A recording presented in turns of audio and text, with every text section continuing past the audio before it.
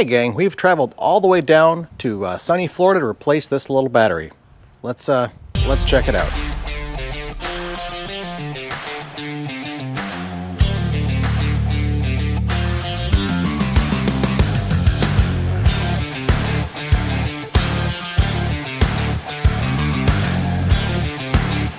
That's right, we are down in sunny Florida on the Gulf side, possibly a little vacation, relaxing, sunburn, and escaping the last bit of Minnesota winters here in April.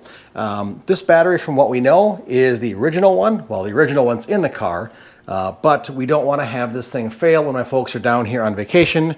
It can lead to a host of unhappy issues, such as the car not shifting, the gauge cluster not lighting up, and simple Mercedes things for the battery being discharged or bad. The records that my folks have, it has not been replaced. And they've had this car for over 10 years now, I think close to 12 or 13 years. So we're gonna go ahead and get this replaced before it becomes a problem, because the nearest dealership is, I think, an hour to an hour and a half away. And if the car is stuck in the garage, that makes it all the more unpleasant to deal with. Now forgive my lack of lighting and all my tools. We're down here again. I packed a scanner and I figured out we don't need to do any recalibration or registering the battery with the car. So that's a bonus, but we've got to get under here from what I understand. So the seat should go forward, panel comes out, or some carpeting pulls back. There's a couple of nuts to take out the main battery, and this little battery is tucked behind it. So let's just go ahead and get working on that.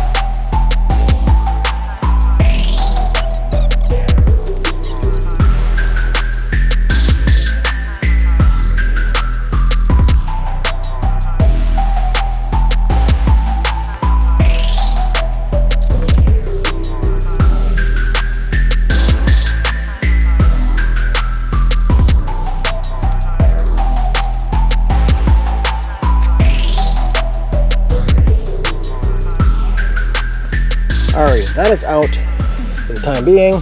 Pulled the vent out of the side here as well. Biggest problem I had was not having the proper pliers down here. Ended up using little vice grips.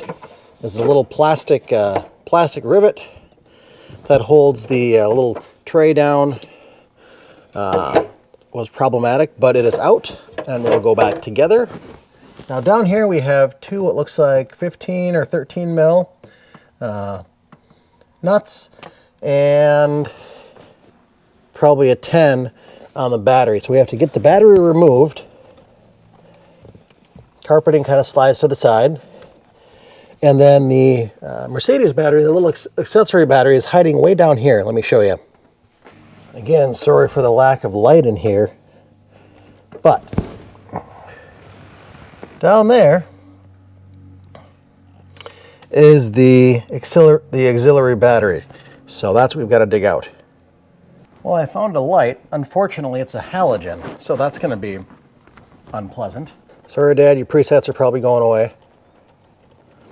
Little vent tube for the battery. Make sure you disconnect that.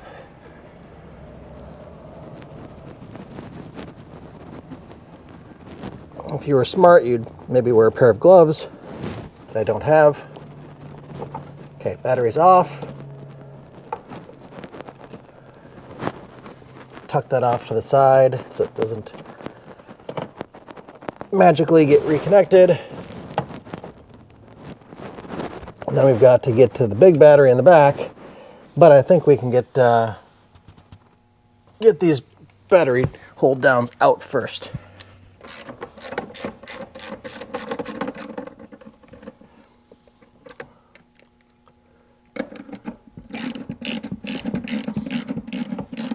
They are loose.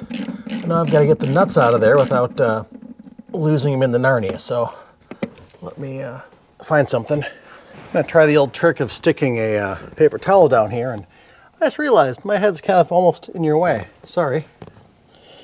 Nothing really to see unless you're way down in here.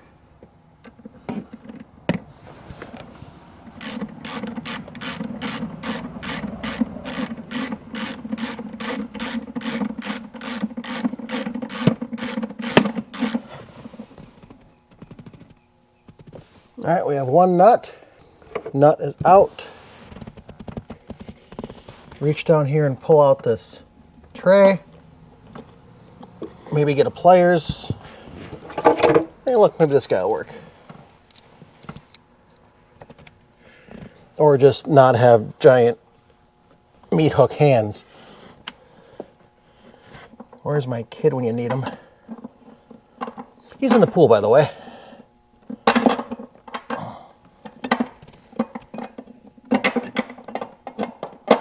Okay.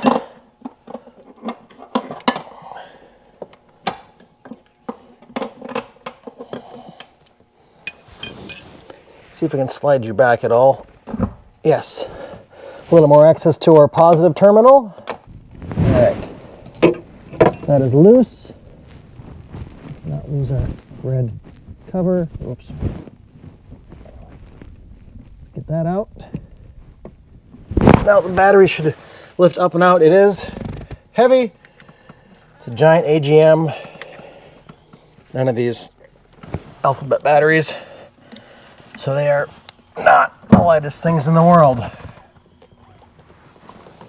Let me lift this out and then I'm going to take a minute and cool off because this light's killing me. Big battery's out. Little battery.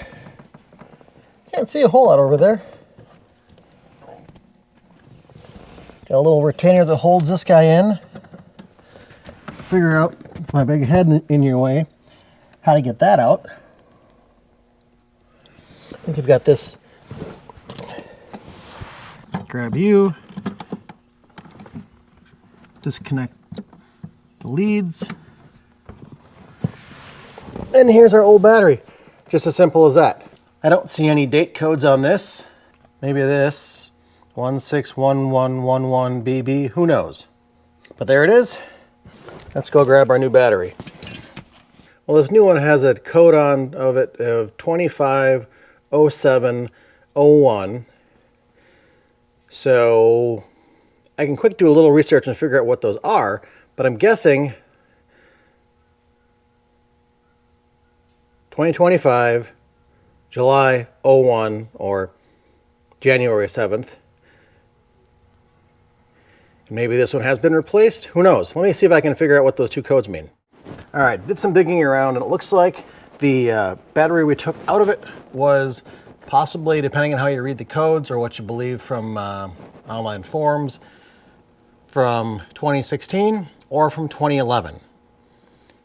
Either way, it's either 10 years or 15 years, and there's a Hornet in here now, displeased. So we're going to replace it because we're here. And either way you look at it, 10 years on a battery is still pretty old.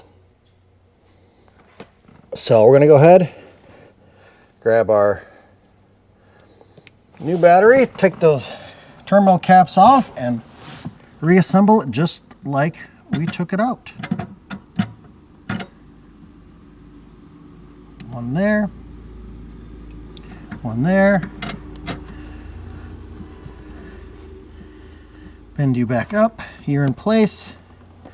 Now we can go get our big battery and set you back in there. That's going to be enjoyable. I mean, not really, but we put on a good face for YouTube, right? Now this battery has a date of 2020, which I would believe to be accurate. All right, we've got our positive. Go ahead and seat you back in where you belong.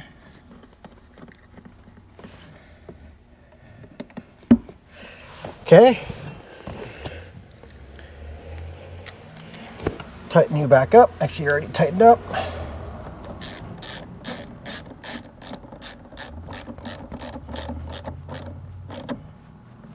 Put our cap back on here.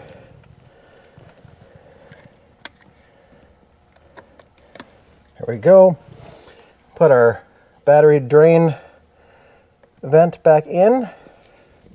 Now we can get this back in place for the battery hold down. That's where that goes.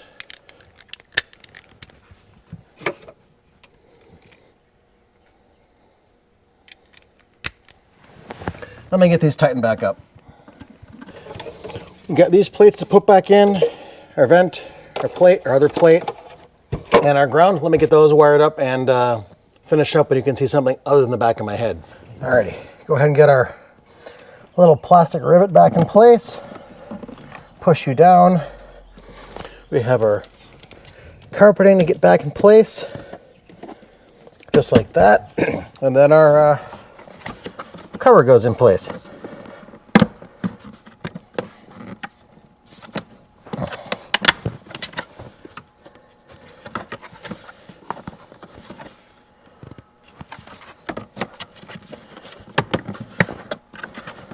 There we go. We're all tucked back in place. All right, in the front seat, we've got our lights back on.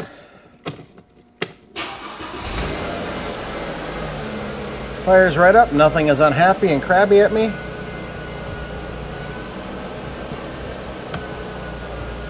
Yep, goes into gear. Oh, there's that giant Hornet here again. I don't like that. Okay. Let's get things put back in here and we'll wrap this up. Alrighty folks, we're gonna take a quick break for a giveaway from our friends over at Super Clean. Right now until May 23rd, if you like the video and drop a comment below something related to Super Clean, I'm gonna plunk your name out of a hat, and if chosen, you will get a can of the aerosol foaming degreaser as well as a spray bottle of their traditional cleaner and degreaser. It's super simple. Like I said, like the video, drop a comment below, we'll pick your name out of a hat. And if you're chosen, I'll go ahead, reach out to you, grab your email address and forward that over to my team at Super Clean. They'll take care of the shipping, get that all handled with you as long as you live within the 48 contiguous states here in the US. So we're not gonna harvest your email address, put you on some ugly spam list, because that's not cool. But what is cool? Winning some awesome products from Super Clean.